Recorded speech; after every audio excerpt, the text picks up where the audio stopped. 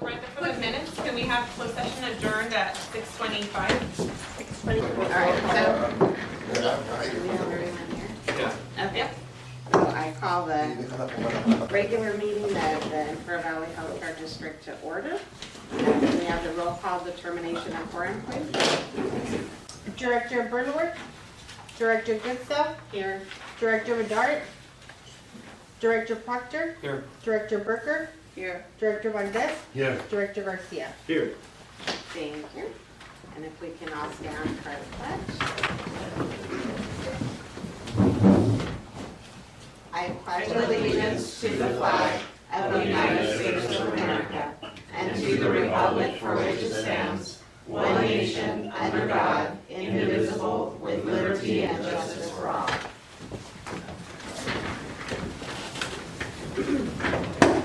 And we don't have any requests for remote appearances, so we will move on to consider the approval of the agenda. A second.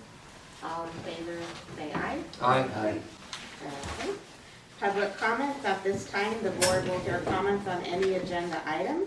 If any person wishes to be heard, he or she shall stand, address the president, identify self, and state the subject for comment. Time limit for each speaker is 3 minutes total, not 3 minutes per item, but rather 3 minutes per speaker for all items on the agenda. A total of 15 minutes shall be allocated for each item for all members of the public. The board may find it necessary to limit the total time allowable for public comments on items not appearing on the agenda at any one meeting to 1 hour. So do we have any comments from the public? Okay, seeing none or hearing none, we'll move on to our consent calendar. So any member of the board, staff, or public may request that items for the consent calendar be removed for discussion. Items so removed shall be acted upon separately immediately following approval of items remaining on the consent calendar. So, do we have any questions, concerns, or does someone want to move to accept the consent calendar? A second. Okay, we have a motion and a second By Proctor. by Proctor. All those in favor say aye. Aye. Opposed? Okay. So that brings us to our board comments, reports on meetings and events attended by directors, and authorization for director attendance. And then, do we not have anything for reporting out in closed session? Did I miss that one here? Am I wrong? No, and you're right, thank you. On the special board meeting agenda, and the minutes will reflect that there was no reportable action taken in closed session. Okay. Thank you. Yeah. All right. So with that, do we have any other reports, comments from any fellow board members? No. On the ad hoc, For the education and outreach? yeah, on the education outreach, the committee has been busy at work. Mr.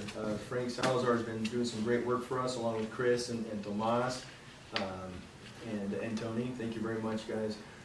We basically have a beta copy, or we have our new website pretty much ready to go. I think you've all received the link to that to take a look at. It's not for public release yet, but go ahead and click on it and play with it. You haven't received it? Okay, we'll make sure that we push that. I saw it. Yeah, okay. Yeah. We'll get it pushed out to you guys again. Thanks. And on there'll be a button there for the newsletter, and they're also designing the newsletter for us as well. And then also there was a press release a few weeks ago as well regarding the award that we received from the, what committee was that? That was from the Hospital Association. Yeah. Hospital Association. Hospital Association. So. Yeah, and so that was real nice too. And then also Frank is busy at work right now putting together a holiday message for the community as well. And so we did taping yesterday and today, so that'll be coming out pretty soon as well. So Also the fact that we have an interim logo, but we're still going to be putting out that other logo. correct. So you'll see on that website and some of our materials now we have an interim logo now for our use. And in the future, we're still planning on going to the community to ask them to, we had already approached Office of Education, I believe. We're planning on making a contest of that, kind of a way of bringing the community into that, but that's still gonna, we're still in developing that, and talk to the board as far as how the board will want to utilize that. In the future, there may be a need for another logo if we have a foundation for our organization as well, and so maybe a foundation logo, and then the official logo that we use for our board, our district, but that's in the works as well. And that concludes my report. And then just real quick on the website too, just so you guys know, if you guys have feedback on that, want to see some changes or anything like that, just make sure you send them to Tomas and myself. Right. And then we have a report by the negotiation committee. Yeah, the negotiation committee has not met with ECRMC or the City of El Centro since our last special board meeting report. But we have a negotiation session scheduled for this coming Monday with the City of El Centro. So we look forward to that negotiation continuing with the city. Okay. And I don't see it on here, but Chris, do you or Tomas have anything to report? No, nothing at this time? Okay. That's not related to item 10? Yeah. Okay, awesome. So we're on item 9, update discussion and possible actions regarding the dissolution of Pioneers Memorial Hospital District, PMH/IVHD integration. So The court did not issue a ruling on the items before the court today regarding the Pioneers litigation. So Pioneers dissolution that was approved by LAFCO continues to be stayed pending that decision. The court took the matter under submission, and we look forward to the court's decision in the coming weeks. okay, thank you. And the urgent care update. I could do that. So in the last several weeks, Chris and I did a walkthrough of the urgent care and found a lot of little details that need to be fixed. We created a list, shared it with the architect and the builder. We had one more walkthrough late last week again, and those items are getting handled. The jams that we were waiting for the south side of the building were installed and the doors were installed. They have started working, they finished the drywall, they're finalizing the floor, and we're just waiting for one lead line door and one lead line glass, kind of like that one for the control room, and then we'll ask for the final inspection on it. So we're getting closer, and Dr. Tyson also did a walkthrough. I have a question on your list. Did you mention the landscaping, Yes, all the grass that is growing? yes, that was one. And the other question I have, there was mention of a plaque that we were planning on having on that building. Is that still happening or not? No, what Sir Liz is talking about, maybe about a year and a half ago, the Heffernan board had approved a plaque to be placed in the building for those board members that were involved when they approved the building for the urgent care. And that one, they had never ordered, thus they said that was a change order, which was not a change order. So there was a cost to that plaque of close to $4,000, and they have a new list of change orders that when I looked at it, I discussed them with Chris. And it's items that don't need to be done now, especially at that cost, that could probably be done later for a lot cheaper. I mean, we're talking $20-something thousand, where we know that, because that's not part of the deal, it maybe doesn't require that company to do them, because they're simple little things like the knock boxes, the mesh around the door so people can't get in. They're very simple little things that add up. And perhaps that's something that we could handle on the site. And yeah, and if it's a new scope and Yeah. it's above a certain threshold, you have to publicly bid it anyway as a healthcare district, so keep an eye on this. And the other question I have is, we had a document with the building company, the contractors, on the delay, that they were going to pay $500. Liquidated a day. damages. Is that still, have you looked at it? My office has started looking at that, yes, and we've done an analysis of the delay, and I've discussed with Chris, and we'll discuss with Tomas the, how to deal with that moving forward. Okay, Yeah, thank you, and we'll bring an update to the next board meeting on how we handle that with the contractor. thank you. Any other questions Do from we want to talk about anyone? No I question. have a comment on that item. On the Could you urgent care. stand and state your name for Sure, the I'm record, sorry. please? Hi, I'm Blanca Morales. I'm the CEO of Calexico Wellness Center here, nonprofit medical clinic. On the urgent care here in Calexico, is that going to be managed by Tyson's private company or his nonprofit clinic? I believe the agreement is with the Tyson Foundation. The But we nonprofit? could clarify that. Let me, Because the last I looked, he was not active as a nonprofit in the charity registry.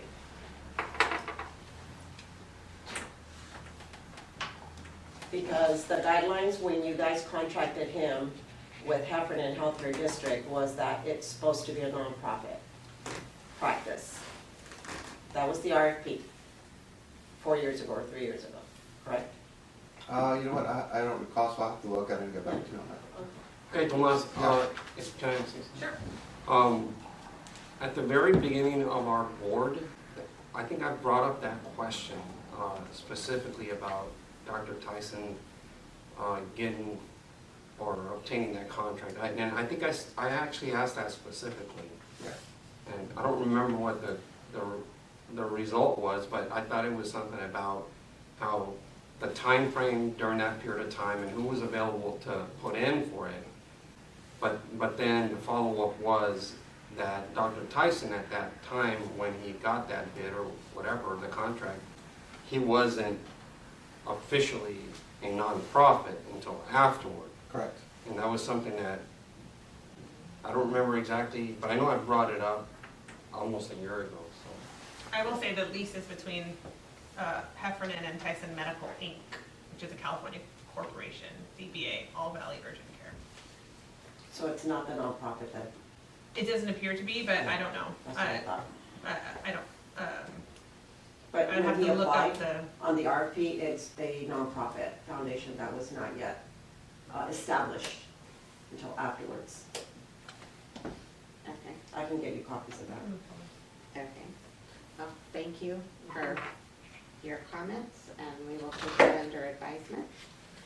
So, any other questions or comments before I move on?